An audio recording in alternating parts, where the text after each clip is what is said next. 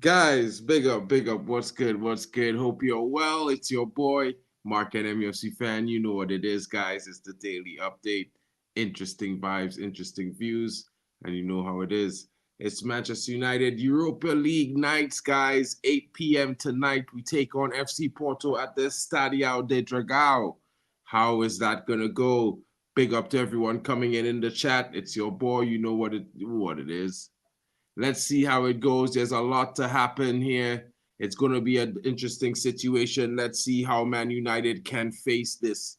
Could Man United get away with a win, guys? That's one of the interesting questions I would like to ask. But I would also like to speak to you guys a little bit on my thoughts on today, because I think it's a lot of interesting things to happen. And I think everyone is, fairly assessing the team. And you know what, Manchester United fans, tonight as United face Porto away, guys, it's going to be our second game in Europa League. We should be excited because this campaign brings two more extra games, basic. We're getting to play 8 games against 8 different teams. We should be excited. And while it poses a threat, while we are having some ups and downs in the Premier League, both teams come into this fixture with mixed fortunes. But there's no doubt that the match could define the group stage for both clubs. Porto lost to a 10-man Bodo Glimt in their last outing in Europa League. Man United drew to FC20, who lots of fans say it's probably the worst team in the Europa League. So it's an interesting match. United have lost their last game at home, 3-0 to Spurs, suffering a red card. Bruno Fernandes going a man down. And FC Porto won their last game at home quite handsomely. I would say their home form has been pretty good, but their away form in the competition as well has been kind of bad. Porto are always dangerous at home, while United, despite recent struggles, have shown a glimpses of brilliance. Not only that, but United have had some very good outings away from home in terms of scoring goals. Even last season, when we were struggling to score goals in the Premier League, we were scoring goals in Europe, guys. It's an interesting thing. I think fans have a little bit of short-term memory, but guys, let's get in and see how it's going. Big up to all of you joining. Smash a like and subscribe. Don't forget, it's your boy Mark Ken, and we're here getting ready for the Europa night, because we're going to be back with the watch along a bit later on. We're going to be starting a little bit early, talk about the team news, get a discussion with the guys in the building. And guys, it's going to be very interesting. I know a lot of people don't think it's a good situation right now. Maybe they think I'm supporting the manager blindly, but I'm supporting Manchester United because at the end, I want my team to win. And a lot of people might be in their rights, thinking the manager must go. But right now, I think we should focus on supporting the team to win a game. Let the new structure that came in do their thing. They're possibly going to be the ones who are going to really make a just change when they see fit.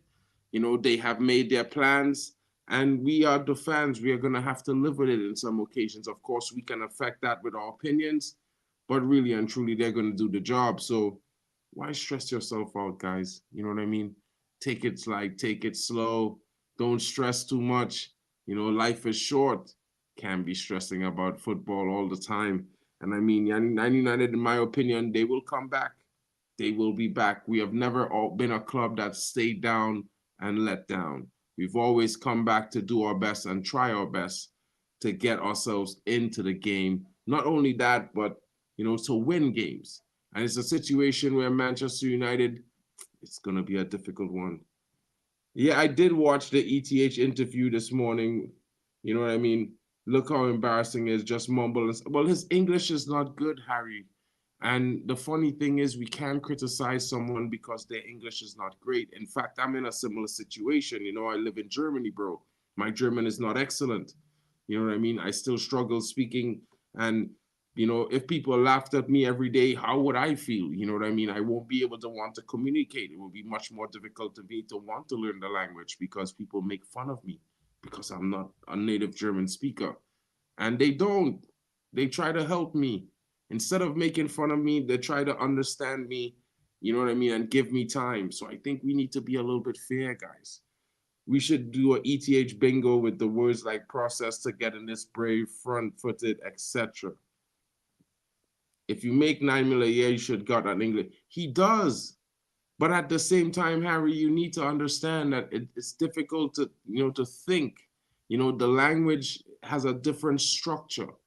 So forming sentences is a different thing. It's not like you could form your sentence the same way in English as you form it in Dutch. You know what I mean? Dutch is even more difficult. Like I'm learning German and I'm still struggling, bro. So, and I have a teacher and I'm paying a lot of money for that teacher. So trust me, bro, it's a difficult process. Sometimes it takes time. I know people who've been living in Germany for like 2-3 years and they've been going to classes and they're still not adept in speaking the language. Some of them, they can't read the language. They could speak it, they could listen, but they can't read. And they've been here 4 years, bro. So what are you going to say about those guys? They are professionals in their career and some of them are pretty successful.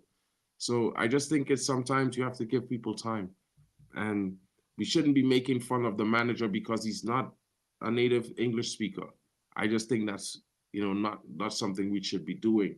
I think we should be looking for the positives because he does, when he says things, maybe he doesn't say it in the most fanatical way or most charming manner, but he does make sense in some of the things he said. Like before the season began, he did say the team is not ready. And all the fans, everyone laughed at him. But look where we are right now. Our form is not that consistent. We've lost the last game at home. 3-0 is the second 3-0 loss of the season and at home as well. And it's like he's been fortune telling without even fortune telling because he said it, listen, we're not ready, but we want to win. But we're not ready yet. I think that's fair because I don't even think we're ready yet. I would like us to win the Europa League, the FA Cup, even, the Carabao Cup, because you know what? I'm a United fan. I want to see us lift all the trophies we can. But at the same time, I see good performances. I see improvements. And I have to be honest when I say, yeah, we are improving. Metrically on a scale, we are improving. The performances generally are getting better. Of course, there are going to be stumbling block situations where we're not going to be doing it perfectly and we might lose. It might even be a bad loss. But sometimes these things happen in progress. Big up to you, Irfan. Big up to you, my bro. But you see, I think everyone keep focusing on Eric Ten Hag when we're Manchester United. We finally have a structure of football people in charge that are amazing. We all said they're best in class. Why can't we trust them? I think that's the bigger problem right now, guys. You know what I mean? We are not trusting those people that, we said this summer are best in class and are going to help turn our fortunes around. These guys are also the decision makers at the club. They also decided on bringing in the players that they brought in. Big up to Zico, bro. Hope you're well, my buddy. Big up to you. Yeah, we do need results. I'm not discounting that at all. I'm not discounting that. But at the end of the day, results don't go from 0 to 100. That's what I'm saying. I'm just saying that I expect us to win, but I expect it to be a bumpy ride getting up there to the consistent winning form that I know we can have. We are all United fans. Trust, we've seen different situations and different times in this club. We've been relegated before. Some fans, much older than I am, have been alive long enough, honoring their life. They were able to see United go through all these transitions and then win for 20 years. I know there are some fans too young to remember when we started winning. So it's interesting. All I can say to everyone is no one can tell you how to feel. But at the end of the day, we're Manchester United fans. We should still be supporting the team on a match day. We should be proud because there's never over until the fat lady sings. And Sir Alex Ferguson, if we all honor him, he did say, support the team in the dark times, else don't support them when they're winning. And I could never say that to a fan because we're all fans equally. I'm not even a Manc. I'm from Trini. But I love this club, I think, just as much as any one of those native Manchester fans. I think we all love the club in the same, and we want this club to be their best. And I think that's the bottom line. And I think fans forget that because sometimes, because we have different opinions and passions are high, we argue amongst ourselves. Why? It's okay when someone has a different opinion. We have friends. Some of them support Liverpool, Man City, Arsenal, Real Madrid, Barcelona, but we're still friends. We not mad at them. Of course, we think their team is not as good as ours. Some of them in the last couple of years may have had better success on the pitch. But in terms of heritage, we're number one. We will always be. We have to get back to there on the pitch, and it's going to be a road back, a long road back, guys, because after 10 years of mismanagement and rot, whether Ten Hag is the guy or not is not the issue. Whether these players are the players to take us to the promised land is the issue. Because no matter who's the coach, if they don't show it that they're really at a level where they do need someone who's either tactically better or communicationally better, they're not showing us that.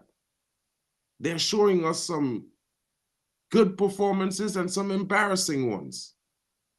If the players were showing consistently that they were doing the right things, making the proper basic footballing decisions, and we just were not getting over the line, I could understand that the manager is not good enough. We could understand and agree the manager then is not good enough. But currently, how can we say that? When these players are not even scoring one-on-ones on average, they're not. It's mad. Exactly. We are Manchester United and we have to self-proclaim best in class as a football structure, but our manager is still championship level. I mean, let's examine this championship level. He's won 2 trophies in 2 seasons. He's played 4 cup finals since he came to Manchester. 3 cup finals since he came to Manchester United. He lost 1. I don't think that's championship level. Arteta hasn't done that. I mean, he's finished second the last 2 seasons, but he's not been able to compete in any of the cups on a consistent basis. He's always had to bin them off. So he's a good league manager, but a bad cup manager. Doesn't win anything either way. You prefer that? I have to ask. Sorry, but I just have to ask, bro. You know what I mean? We need results, but we're not in a bad position either. I agree with that statement. It's only been 6 games in the Premier League. We've won 2, drawn 1, and we've lost 3. And it's not great, but we can still bounce back. It's still super early. There's 32 games left in the Premier League, guys. You only need 20 games to get 60 points. 20 wins from 32. Let's get it even a little bit scarier. You want to get to 75 points, you need 25 wins. There's still 7 games you can afford to draw or lose. Tell me, what do you guys think? Smash the likes, guys. Don't forget, you know what I mean? It really helps the channel grow. I'm going to bring in some of the guys. Hopefully they come in. I think some of them are really late, but you know how it is. Some of the guys are frustrated and they're working as well. So Fix is here. Let me hear what Fix has to say. Guys, let me drop this in the comments. I'm going to pin the link. Irfan, I'm not sure if you can pin links in the chat, but if you're able to pin this link, try to pin it for me, please. I'll try to pin it if you can. Big up to you. The FA Cup was pure luck, says Harry. You know what I mean? He says it was pure luck. Just look at the semi-final. Carabao, I don't rate it at all. I'd rather see us making process in the Prem and fight for that top 4. Interesting. I agree with Irfan here. There's no pure luck in football. But Fix, what are you saying, my guy? Yeah, well, to be honest with you, our fans will just like be everybody will just be him or herself, you know. So my problem, as I was explaining earlier, is when it favors you, you come out and be shouting, and when the team gets a good result, you just go back, just like the guys from Talk Sports, Gabriel Barolaho, people, type of people. So I don't just support bullying. Had it been if you want to condemn the manager or criticize the manager, you do it objectively so that people will see your point. I understand, but you don't just come and be shouting, sack him, shit, and that. You are not making sense. Why, when you are calling Ateta, people want to compare what Arsenal was doing. But when you want to point out the process Arsenal go through, they say, no, he has been here 3 years, this one, that one. I don't want to hear that. To be honest with you, the fact still remains that the team needs time. And this season we have started seeing the changes in terms of style of play and the rest. So we need a result, but try and be looking at what the manager is saying positively. Don't hate him because of fans and don't want to hear anything. Only what you want to hear is just sack, and all that. So that's where I see them. But in terms of our Fix, the guy is saying that your audio a little bit clipping, so I don't know if you want to just jump out and just click the link or just post in the chat and come back in, bro. Hey, look, Irfan in the building. Big up to Irfan. What's good, bro?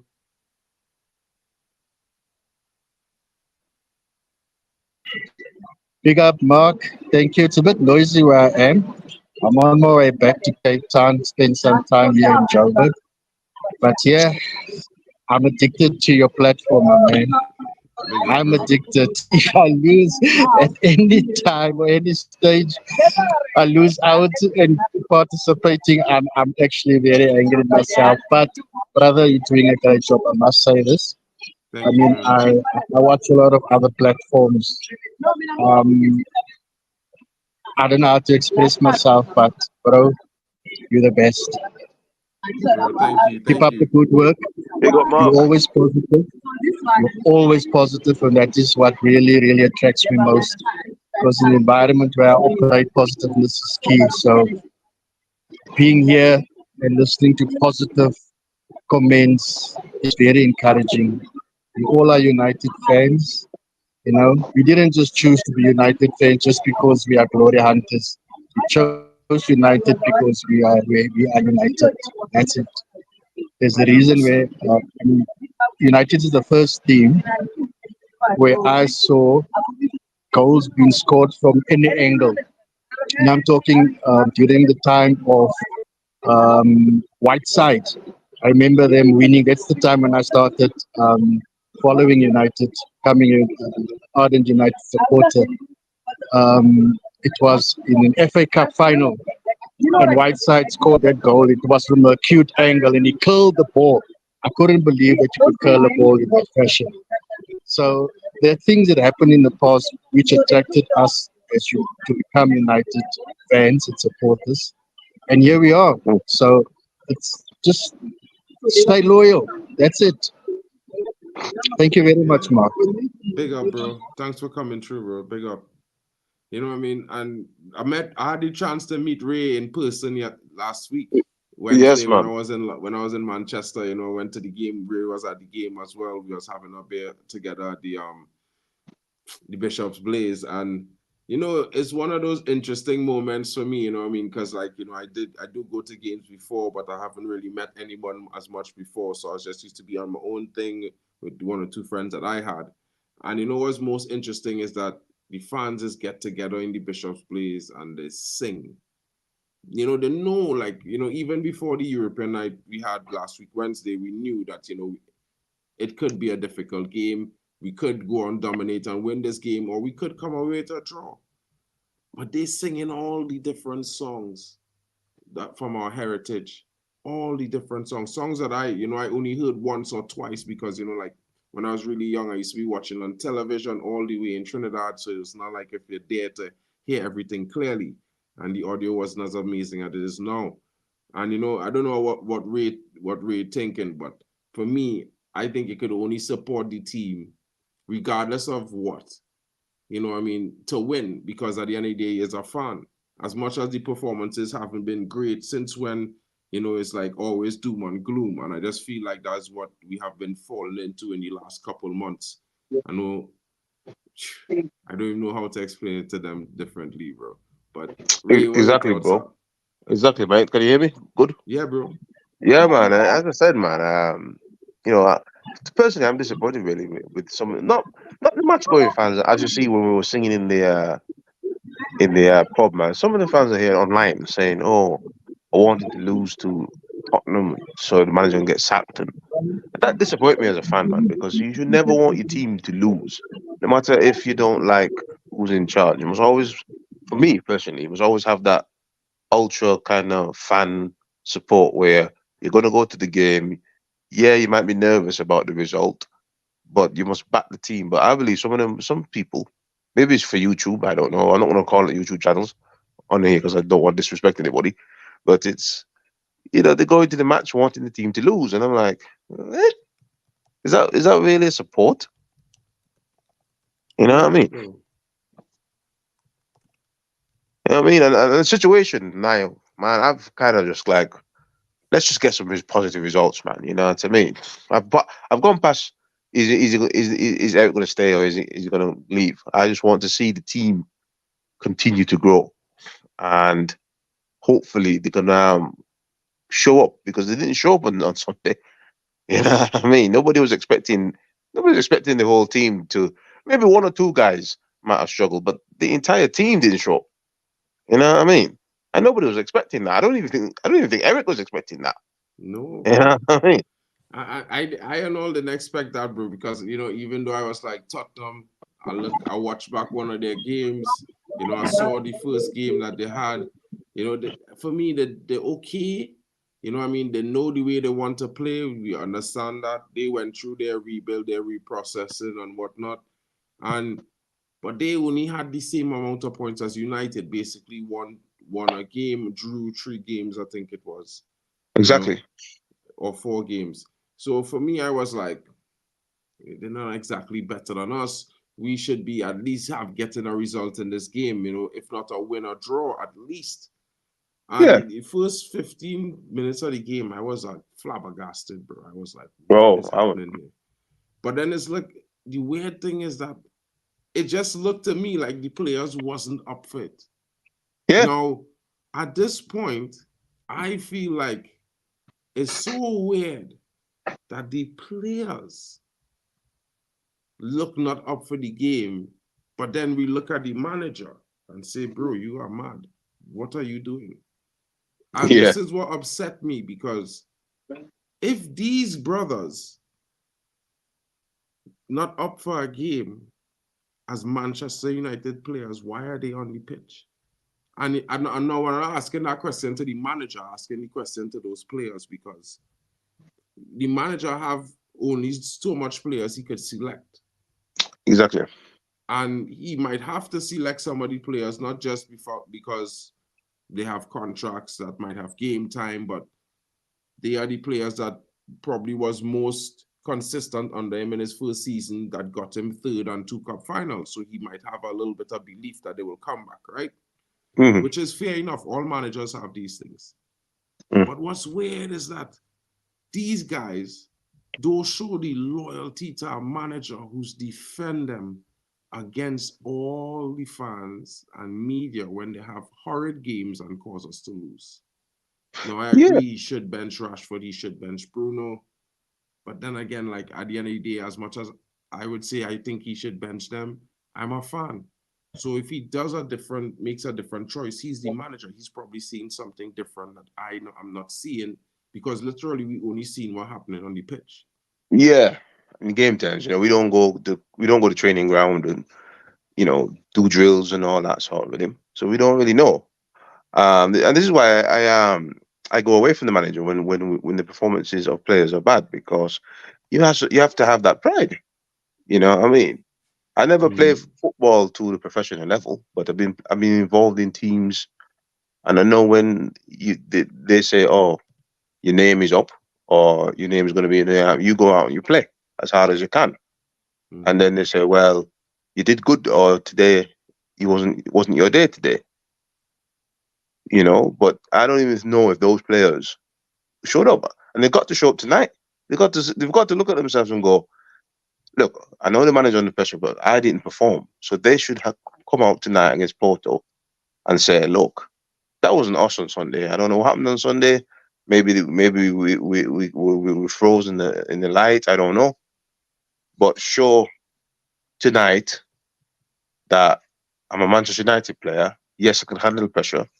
I could play. I could pass the ball to my teammates. I could take the team. I could take the ball under control. I can go. Even if they score a goal, I can score 2 or 3. And that's what I'm asking for them. You know what I mean? I don't want to hear about managers now when players come with those performances. As I said, you might blame the manager if it's 1 or 2 players, say, having a bad stinker game, or why did he keep picking him? But the whole team had a stinker game. I mean, yeah, we were saying in the Bitches Blaze how good Maserati is. That was shocking, bro. You know what I mean? It's a weird one, and I keep saying this to the guys because realistically, for me, as much as I might have a little bit more patience, I'm not the only fan. So I just keep it there. You know what I mean? Yeah. And I just look at it from a perspective that how I just look at my life. I don't depend on my manager to motivate me to do the best at my job on a daily basis. Exactly. I do my best every single day, and you know, of course, I would hope that my manager would point out where I'm making mistakes so I could fix them, because that's the only way you could do better and keep moving better. Because there's no way really that you personally could always assess your performance and say, well, that's a barometer for success. You know what I mean? Yeah. You need criticism and analysis from others. So for me, I look Quite at it true, from a Mark. perspective where I can't say certain things because it's not just about what I think. So yeah, I mean, fun. Can I just ask a question quickly, guys? How serious do we take Benny's comments regarding certain players who is not pulling their weight, meaning we cannot improve? Like you said, it's hard to improve if you don't give more than 100%, during your training sessions. So it's hard to move to the next level. And I take that quite serious. It tells me there are still players in the team who wants to dictate. And I'm not going to mention names. I have my suspicion over these because you can even see in the playing field that this person is not here. He's definitely not here. His mind is somewhere else. I mean, it's interesting, bro. Like, I just look at it from a perspective that I just keep it real. The manager, we could blame the manager all we want, but we have, at some point in time, players have to take responsibility for performances, because there's no way you can tell me a player running through the team is the manager design. And even if the manager set up the team, players can't be standing there and just watching the player run. It's like the manager didn't tell them exactly. allow them to run through the pitch. So nobody Exactly. can tell me that's tactics. That's players decide they're not going to chase a player down and make a tackle. You know what I mean? And a manager can only watch just like fans as the player make that decision. Like, what are you doing, bro? Like, are you crazy? Yeah. And the thing with Benny, what Benny said, I mean, I suspected this for years with some of these players, because you could tell that if they're not putting it in the training, you could tell when the game comes, they are bad because they're not being put in the training. You know what I mean? I mean, I think Keno used to say, you train on how you want to perform. Exactly. And I knew it before Benny even said come out. I said I knew that in training, some of these lads weren't giving it to go. And even if you listen to Eric used to say the same thing. They all cuss Eric out for Shancho. He's not at the club now, so I can name him. Saying, oh well, he didn't train well in training, and he didn't get picked. And everyone was like, oh, Eric called out Shancho. Well, Benny McCarthy just called out the same player, because he said the same thing what the manager just said. Some of them guys wasn't running in the training. So you see what I'm saying? And this has been going on because I think who's that guy? Matic. Matic came out and said certain players used to show up late, and he used to have a committee there to collect money from the lateness of the players. So you can see that mentality has been in that club for a very, very long time, and it's been seeping down. It's a dressing room problem for Manchester United. That's why we play soft. We think it's not tactics. For me, it's not tactics. It's For me, it's a dressing room mentality problem, because every manager and coach comes out and says the same thing. Ollie said the same thing. There's bad apples. Benny McCartney's come out and said the same thing. Jose said the same thing. Jose said, I used to drop people and they go to the CEO and cry that I'm not playing. So that's where the problems lie for Manchester United. And then you see fans are fooled by the manager tactics, because they think everything is the manager tactics, or he's not getting the best of the players. But I've always said that the mentality starts in the dressing room. And when you hear people coming from the real dressing room thing, where the coaches, the managers, and they are saying that players are not being professional and not trying and doing this and doing that. When are we going to wake up and say, well, hang on, okay, you sack Eric, but Van Nistelrooy or whoever will have that same problem until you fix that dressing room mentality. 100%. Like, Yeah, reality. Here I am. Big up to Professor. I am going to disagree, because it's 100% on the manager. Because again, when people say this dress room, these players, and I mentioned who are these players, you're gonna say Rashford, you're gonna say Bruno Fernandes, Dalot, Maguire. How about the rest of the remaining players? Are you gonna tell me that the players he bought are not training well? As I look at that Ben McCarthy interview, I'm like, He mentioned that Bruno and Dalot. You asking a question and nobody is talking about. So basically, you bringing out what if that we do know. I'm not bringing what if. I'm bringing facts. You are, because the fact is, bro, is that his players have been the best performers so far. I'm talking about. Hold on. You mentioned his players. His players had been the most consistent performers in the team.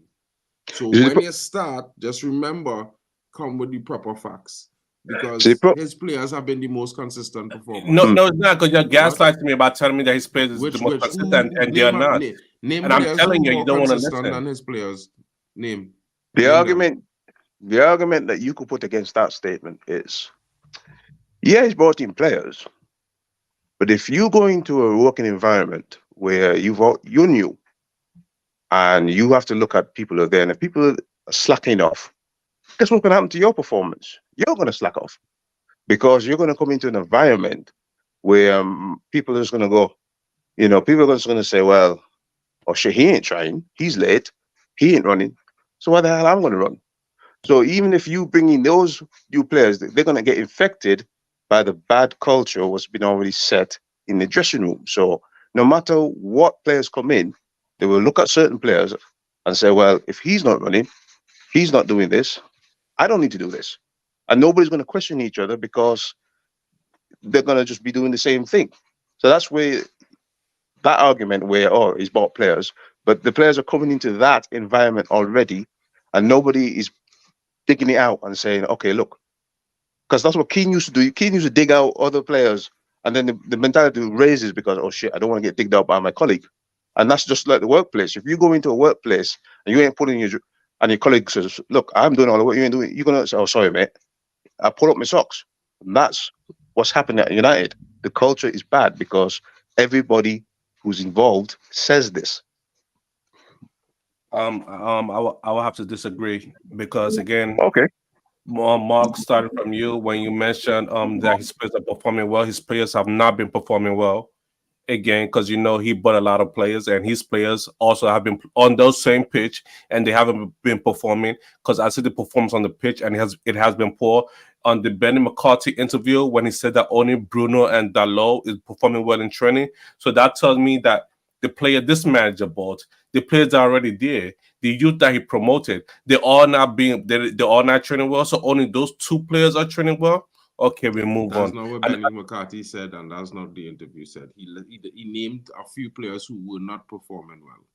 So, were bro, not given their all. but he didn't. No, you're not. Because what he said was that Bruno and Dalot are one of the top performers in training. Did he not? Right, that's just two. He just named two top So performers. why did he not mention the whole What player? your argument is? This is why I keep saying. It's not argument because it's just funny. Like you want to be selective. You like to be selective, and now that I'm selective, you want to fight back. Okay, bro. Listen. What did the interview say? Listen. Hear your argument, right? Your argument what is did because the he only interview say, named two Mark? players, right? He should have named all the players who performing well. Then why didn't he do that? Well, I don't know. Why didn't he name the players who not performing well then? We don't know, but we do. No. I don't know, but what is it that we do know, Mark? Stop.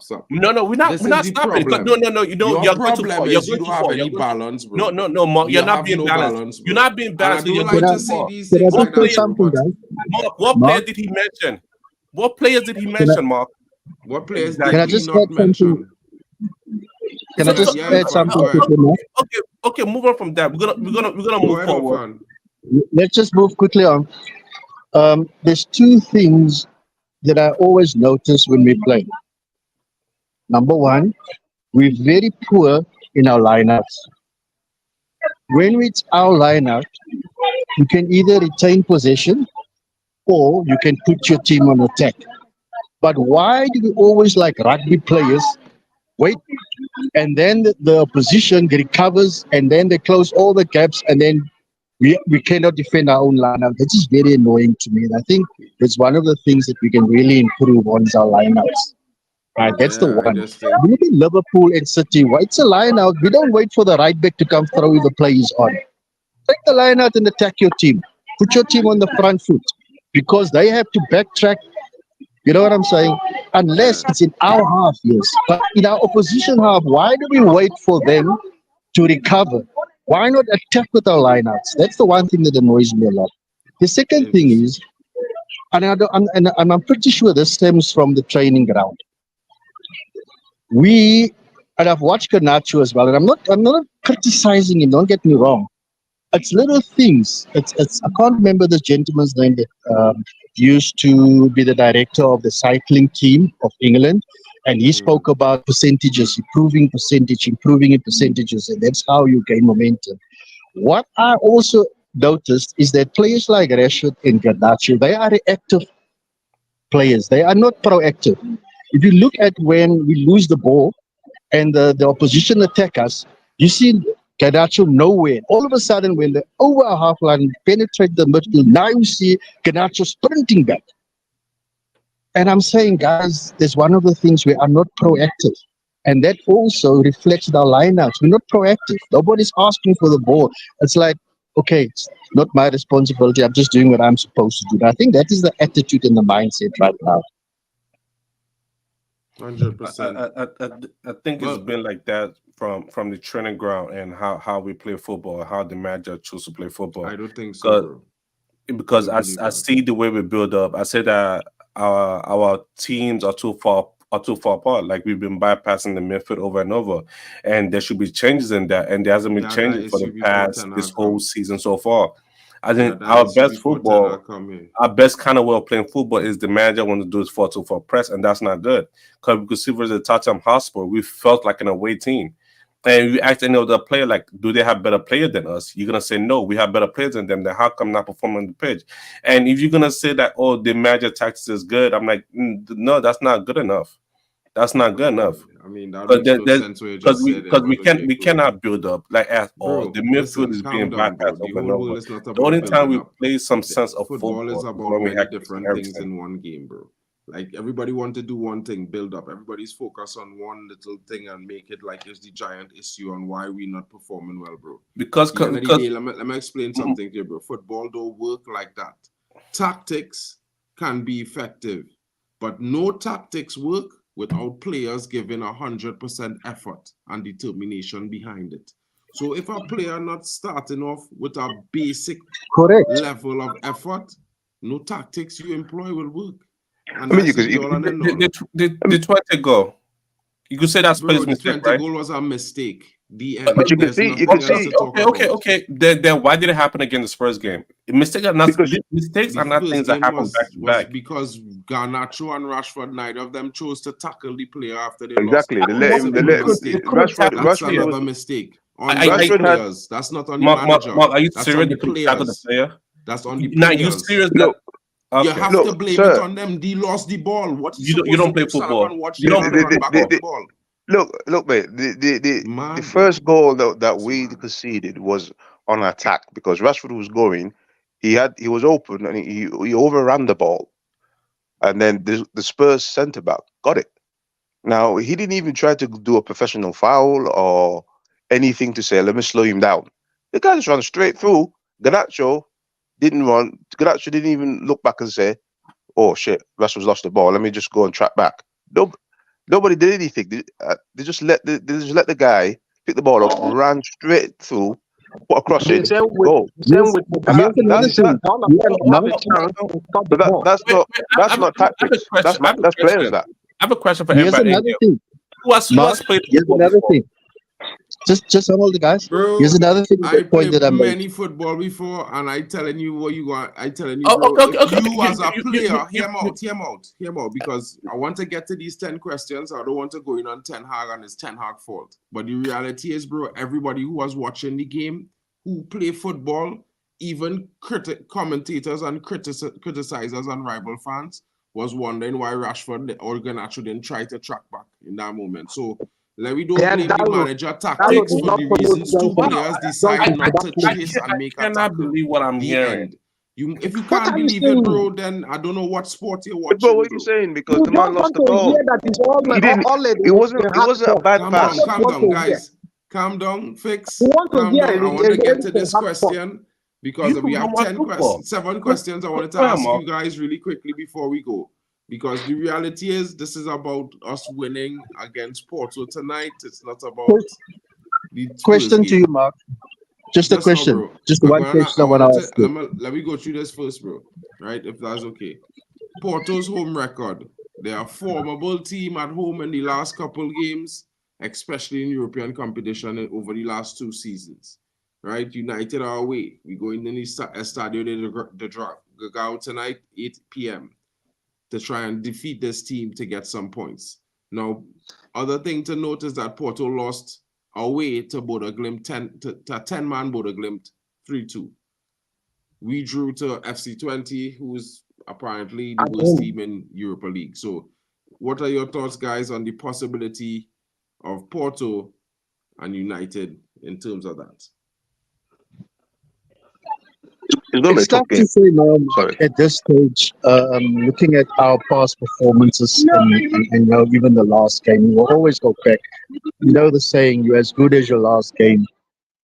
It's tough to say, to make a call, whether we're to draw, whether we're to win. Even if we lose, we would like to win or draw. But it's very, very tough. We're not in a good position to make that call. But what I just want to bring a point back to that goal that Spurs scored, the first goal. Mark, someone's background is making noise, please.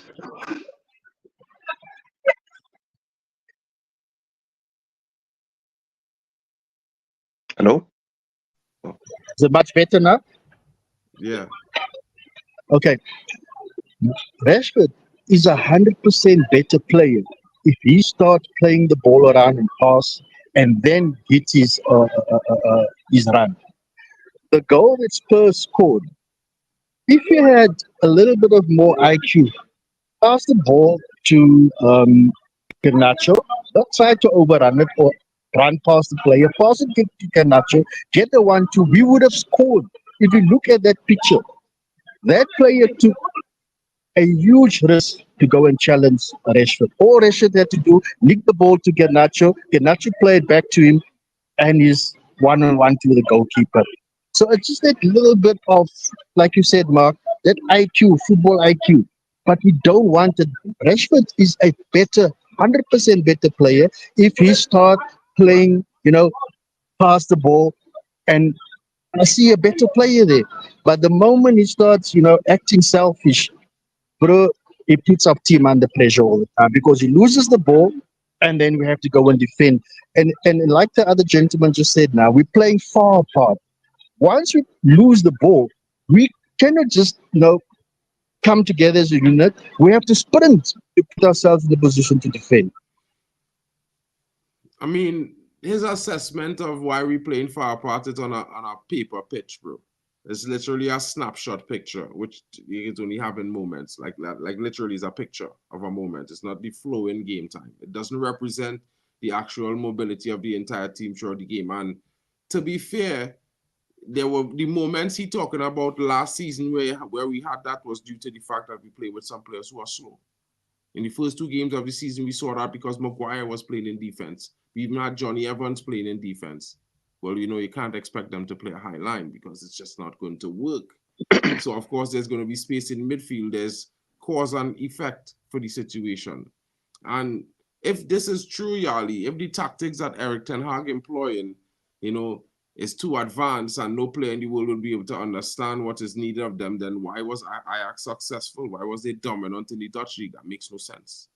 And if ETH is playing 3-dimensional chess instead of 2D chess with the players known, then maybe we need to upgrade these players to players who can play 3D chess, because I would prefer 3D chess players than 2D chess players in my team. That's just me. I don't know about you guys. But on to the next question. It's really about this game and what we could do. The inconsistent form of United is going to pose a disadvantage to us as we go into this game. Over the last 5 games, that has been erratic and with defensive lapses and a lack of cohesion in attack. How can we overcome this in this game? I mean, if you look at the attacking lineup, considering the 3 attackers that we have, what could we do? First of all, we need to control the ball. I mean, when you look at when United actually gets smashed, is when we're not controlling the ball. We pass the ball, make 1 or 2 passes, and then lose it. But when we actually create chances in the games, because we do create chances in the game, because even the Spurs game, we could have made it 1-1 before Bruno got sent off. We actually do the one-touch passing good. We actually get into the box and create the chances. But as soon as we start giving the ball away, then the whole system breaks down and goes haywire. So in this game, when we are in possession, because football is, you're not going to stop there 90 minutes and the team's not going to come at you. But when we are in possession of the ball, we need to find each other and do the movements that I've seen us do when I was there against Barnsley and I was there against 20. Yeah, that we do good movements. But as soon as we, get scared or overwhelmed or pressed, and we lose the ball, then we don't play. So tonight, I'm hoping that these boys will be a composure on the ball, and that's what we want in this team: composure on the ball. That's the most important thing that we need. Interesting. Mark, please, I want to ask. You said that Porto won how many of their games? What's that? You said actually Porto won how many of their games? The last 5 games, they've won 3 at home and they lost won the last away. 5 at home. Okay, who are the teams that they played, please? The last 5 games is Bodo Glimt away. They lost 3-2 away. They won at home over the weekend. I can't remember the name. I'm not sure if it's Sporting or Alaves. What I'm trying to say, look at what I'm driving at. First of all, I don't buy this idea of Porto is good, we can't beat them. We can beat them. We have better players than them. Their coach that has those records has left. It's an assistant coach that is there.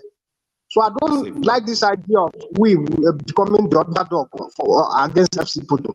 We can get results there. We can beat them. That's where the angle I'm coming from. Interesting. We say no more.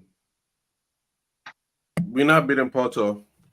That's not the question. The question is there, bro. The question is there, literally. Okay, let's answer your question. It's been poor. We've been poor defensively, attacking. Everything's been poor. Like, to me, it seems like we are clueless. We don't know. We don't have a consistent style of play.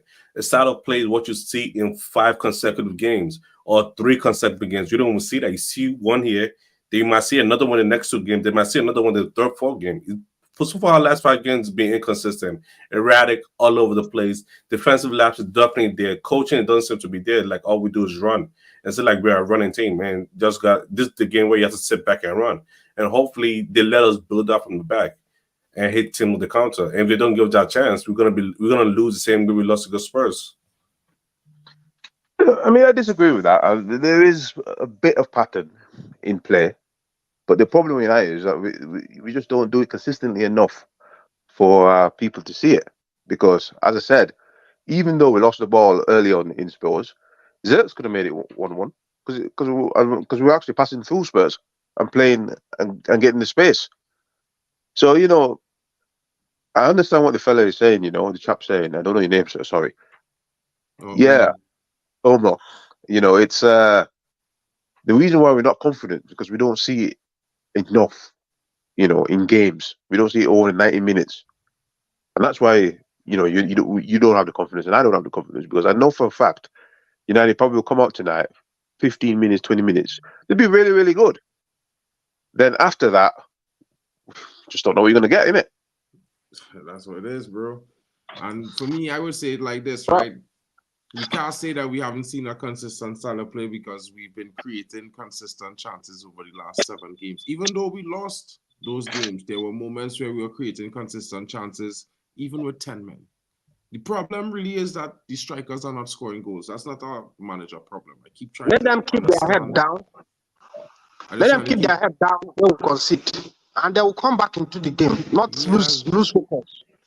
They need to focus, and players need to do better because reality is if you gain opportunities to score goals, multiple chances in a game, and you're not putting it behind the back of the net, no manager going to save you, bro. That's you.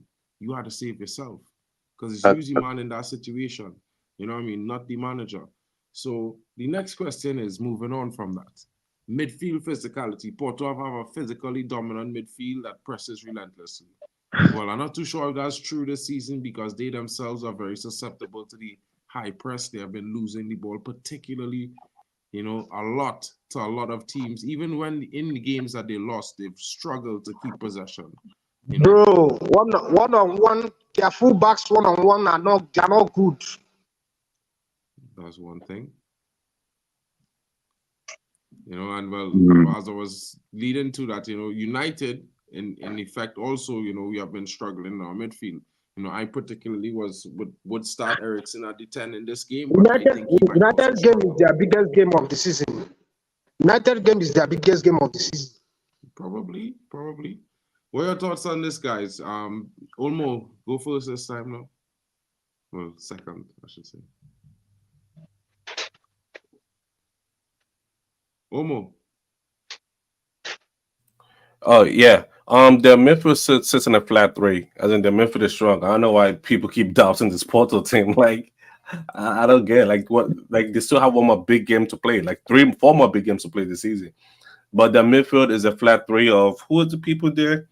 Varela, Nico Gonzalez, and Vasco. Those 3 are compact and they're sitting a flat 3 in the midfield. So it's not like a lone DM. These are center midfielder. And they'll play with the ball and they'll find those passes in between the space if we give it to them. Like, whose goal was it? Was it the second goal that we scored considered against Spurs? Like the second goal we considered against Spurs. They will find those spaces. They'll find those spaces. If we don't close those spaces, the midfield will run this game over. And the fullback, listen, the same goal considered against 20 and Spurs. If that fullback does it, there'll be talks. Yeah, I don't want to hear we concede as a mistake. It's not a pattern of play that they created that caused us to concede the goals. A mistake that we made that caused us to be counter-attacked. You've done 2 mistakes. Okay. Well, 2 mistakes. Let it be number 3. What's the next question? Motivate. Wait, Carl, what do you think? What are your thoughts on the midfield physical? The midfield. Well, this is the problem, innit? This is where I fear the most because our midfield at times can be bullied. You know what I mean? And because I don't know if they are. I just don't know what it is, man. I can't explain to you because we've not fixed that midfield for years. You know, we buy, Casemiro. We've seen him disappear in front of our eyes.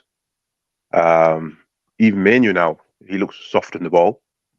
So whoever Eric picks must be stronger. You know what I mean? Because that's where I think Porto, as the gentleman said, I think that's where I think where Porto's got a strong midfield and can out muscle us and not bully us. So we've just got to be strong in the engine.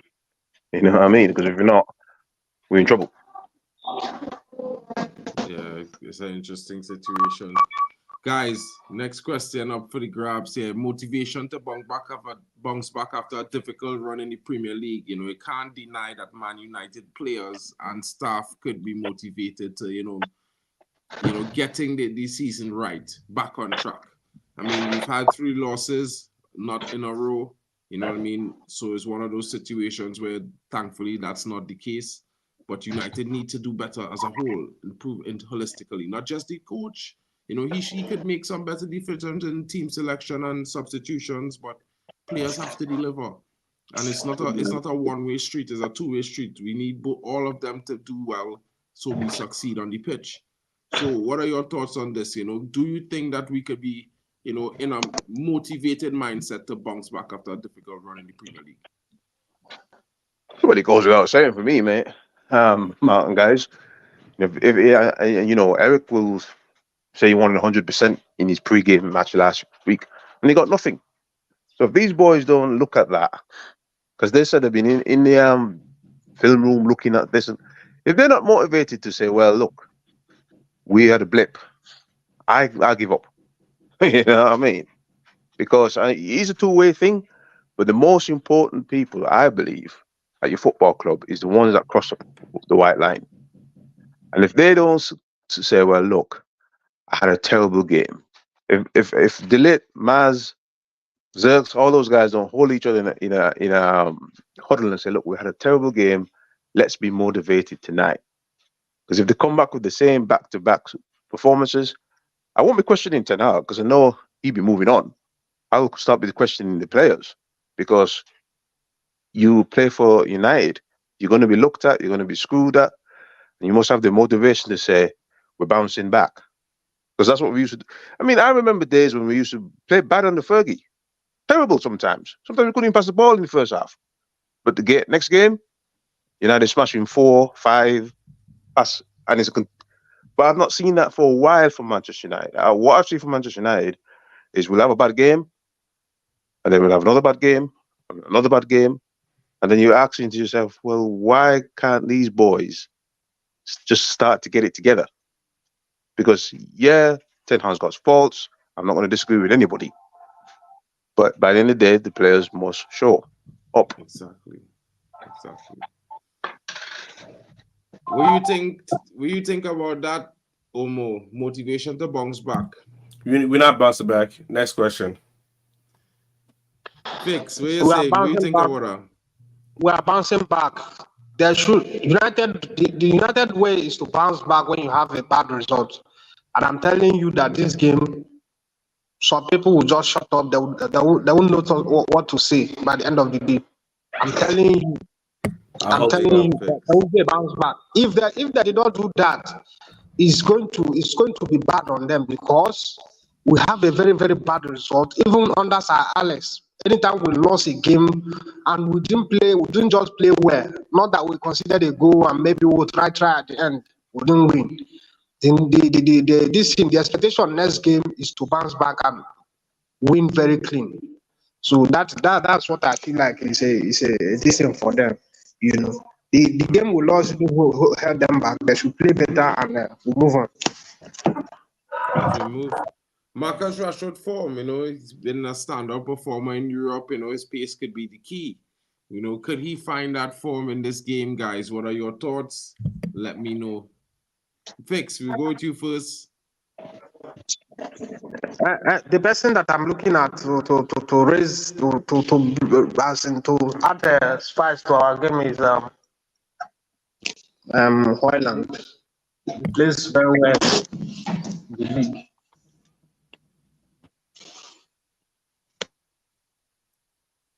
Omo?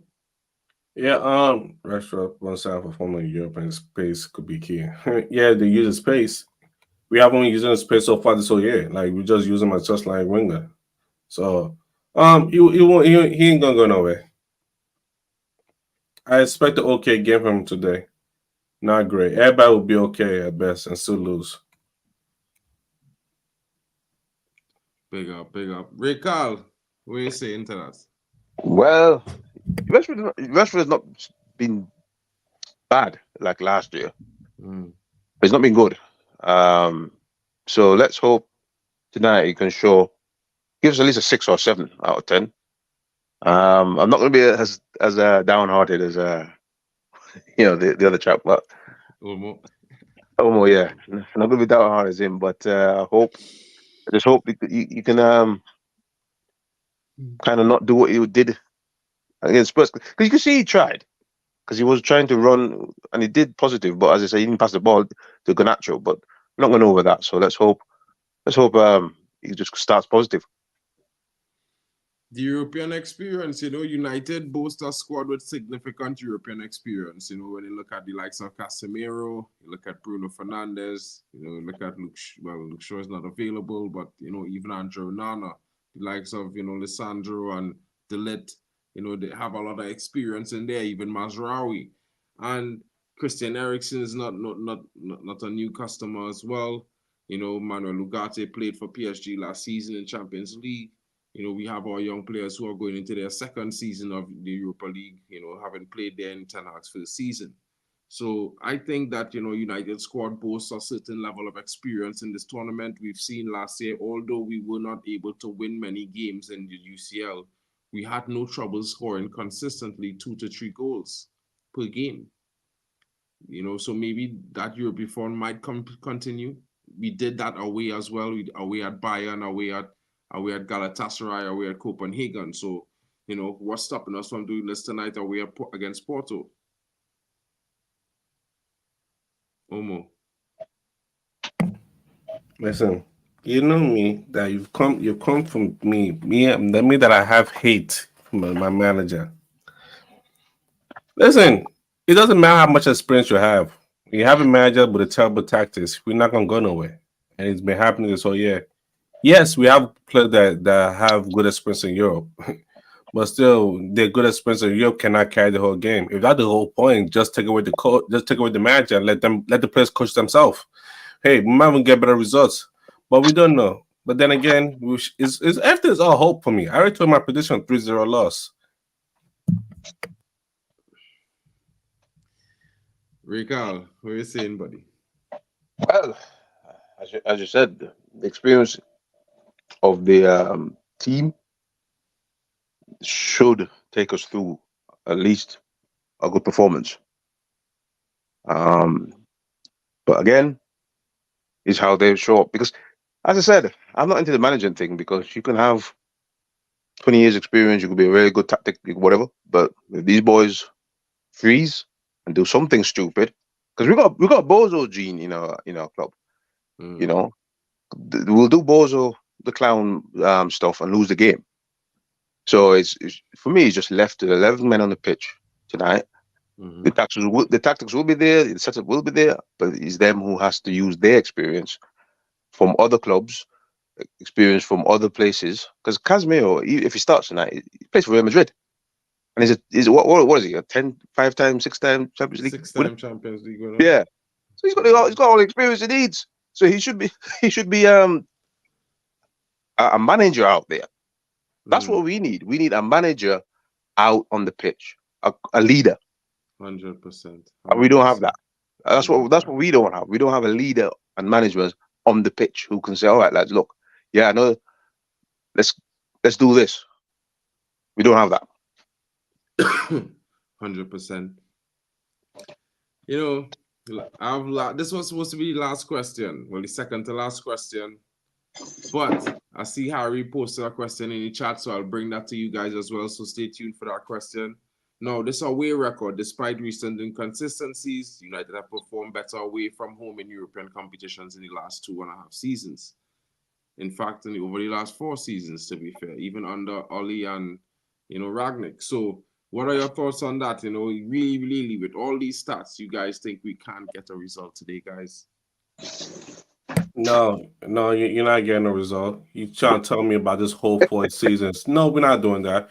We're talking about this season. This season so far, our real record ain't good. It's not good enough. And I think you're going to a hostile environment. Like the whole tactics go out the window in a hostile environment. Like this ain't it. You might go with your paper statistic data, but this game it will not work for it. Okay. Wait, this another question or the next question? This is the next question, but I want to bring up Okay, I'll in wait. between this one, I want to bring up my boy question in the chat here. So this is the question I would like to ask everybody in the chat, courtesy of Harry Pothead. Who is to blame for the lack of leadership? What your thoughts are on that, Ray Carl? We'll ask Olmo, I'll give my opinion, and let's hear what the chat has to say.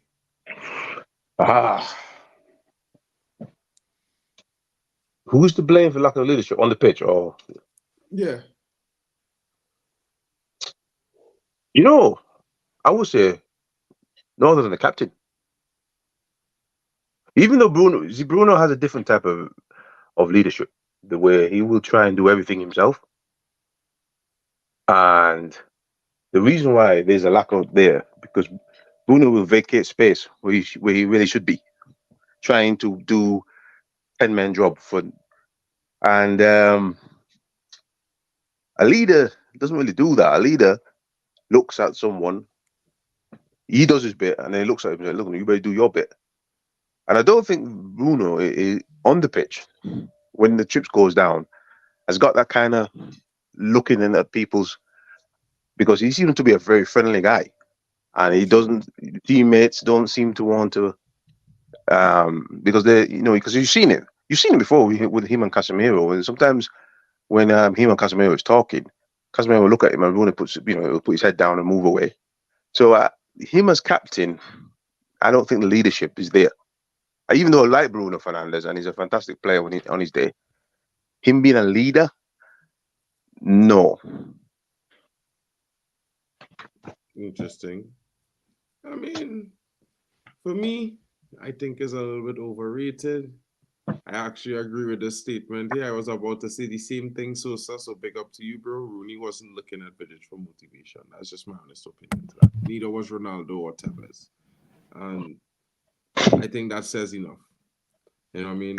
I'd also agree with this comment here that he was given the armband, he's doing his best. You can't blame him for what he lacks. I mean, nobody else wanted to step up to the role. Other players were offered the role. This was reported. Other players were offered the captaincy role and they didn't accept it. Bruno did. There you go. What can we do? Mark, you know what you just said? Yeah. He said I could not blame him for what he lacks. No, I can't. You should have said blame Rashford for what he lacks neither. You should have said that. You should have said that. Listen, I'm gonna clip this. We'll come back to this another day. Yeah, but to answer in the context of being a captain, brother. But to answer your question, the blame of leadership goes to Erik ten Hag. Why? Well, it was Maguire. Nobody liked Maguire playing, but he was still the captain. Now you get to another. You get from one calm person to an erratic person, Bruno Fernandes, and it's like there's really no difference. Nothing changed. He could just. He could have shipped the captain to any other person. You need the captain to be somebody calm and imposing. Bruno Fernandes is not that. All captains are calm. You probably say Roy Keane ain't calm, but yeah, he's an anomaly. He's an anomaly. But most captains have to be calm and imposing. So you think Roy Keane was calm? No, you didn't hear me. I said Roy. I said Roy Keane was an anomaly. He's one of the. He's one of those. You go to a team like Argentina, right? Roy Keane, Vidic was captain.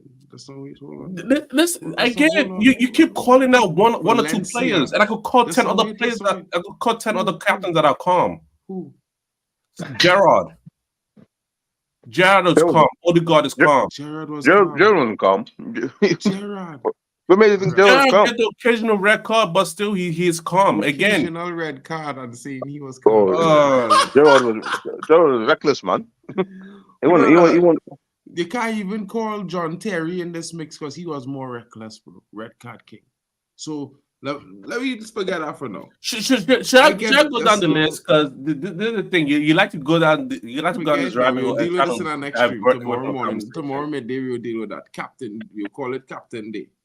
I get the criticism towards the manager, but why are these players always getting away with putting in rubbish performances, says K20. If you think the change of manager will help, then you're deluded, he says. I mean, I am not going to call anyone deluded, but I have been asking this question for the last couple of days and no one can answer it because for some strange reason, everyone only looking on one side that a manager could come in and get the best out of these players. But what about the fact that we are allowing these players to blame managers for their laziness and their inability to put in effort, which is basic? And though I would hope none of these players take this as a disrespect, but we as a fan base, we support you every day, week in, week out. Your performances on a weekend make or break our week. Some of us make or break our mental states. You know, happiness and turns into melancholy. And you guys need to do better. Rooney was not a calm captain either, but you know what? He was a firecracker and he never gave up. And if any one of you guys happen to see this or any friends of you guys who playing tonight, just remember you are Manchester United players. And when you put that kit on, you swear oath to give your best, regardless of who the manager is. Regardless if it was 60,000 traveling fans or if it was 15. That is your honor. You have to honor that. And forget the manager because we have a structure that will replace him. So you don't have to worry. Fans don't have to worry either. Because if he's not the guy, the structure will decide that. But if you guys don't perform, you can't expect us to say that you're amazing. You know what I mean? You can't expect us not to criticize you all over the internet. You can't expect people not to say that they think you're shit. And that's a fact. And the only way you could prove people wrong is with performances on the pitch. I don't want to hear anything about the manager making you do this. Because you have a brain. We all do. The manager's you're not just going to ignore the fact. Bro, it is what it is. But guys, thank you for joining me today. Big up to each and every one of you. Big up to you, Raquel Brown, bro. We will see you for the game against PIOK. We will be there. Big up. What I mean? Big up to Olmo in the building. Hopefully you can join us sometime, bro. Make some plans. Get there for the Rangers game. Let's have a beer together. I know you're across the pond on the other side. Right. You could still make it, bro. Try your best. Big up to Sosa in the building. Big up to Lucky Singh. Big up to Story. Big up to Yali Manmin. Big up to Brendan Chappelle as always. Harry Pothead, sensational, my brother. Big up to you, K-Man 620th. Came in with a large point there. Big up to you for that, bro. Big up to everyone else in the chat coming in. Joe Backman. Big up to Admiral Drex as well. Jack Reacher, bro. Big up to you. Big up to Wes as well.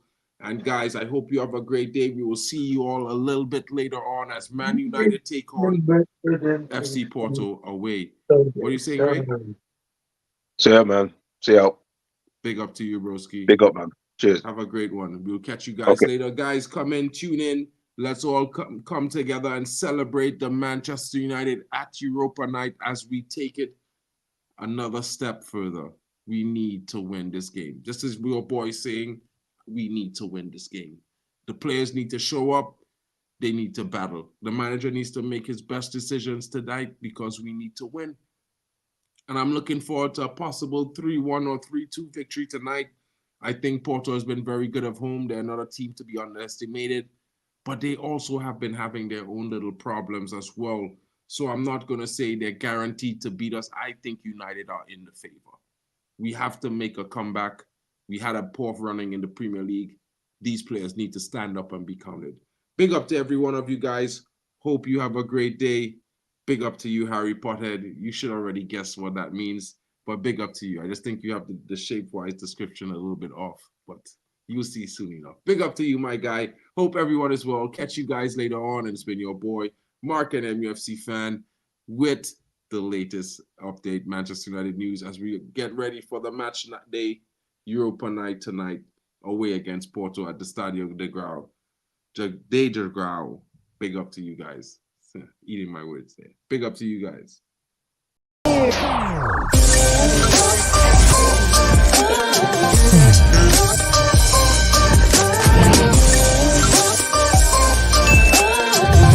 Baby.